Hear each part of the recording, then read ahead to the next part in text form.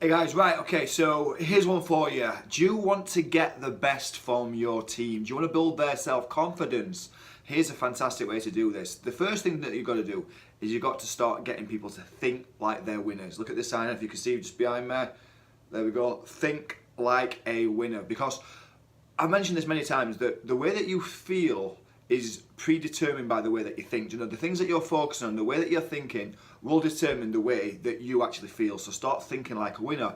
But it's about some positive, you know, real positive reinforcement about things, because if they're not doing the things the right way, it's easy for you to criticize them and say, oh, don't do it like this, do it like this, don't do that, stop doing this, do this. And the problem with that is it just crushes their confidence levels. It really does. The better way of doing it is find somebody that's in your team that's doing it right and praise them for the things that they're doing right, what the other person's not doing. So for example, let's just say that they aren't closing a deal after they've answered an objection. So if you're into sales, here's a tip for you right now. You're going to learn something here.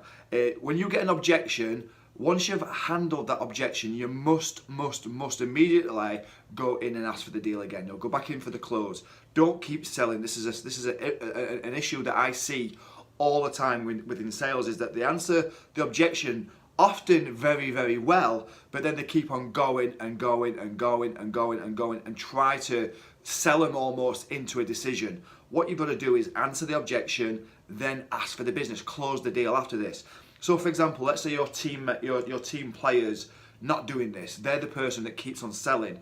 Rather than calling them out on that and say, listen, do you know, this is what you're doing wrong, you need to start doing more of this, you're going to crush their confidence levels. So what you want to do is find Jane or Jeff or Billy who's doing it right, and say it in front of everybody in an open place where it's not a private thing. You're putting it into one side, it's wide open. And what you're going to say is, hey Billy, listen, do you know, I absolutely love how when you handle that objection, you immediately go back in and ask for the business. You immediately move to the close. Billy, that's amazing.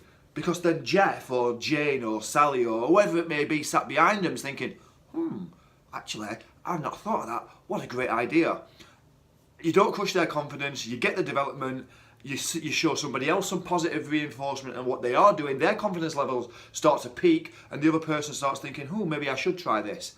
Try that, implement that into your business, if you use sales, use it as sales. Doesn't have to be sales, it could be anything. It could be admin, it could be marketing, it could be just, you could use it in a sports environment. No matter what it is, positive affirmations or positive reinforcement will build confidence. Don't break it. Have a good day, guys.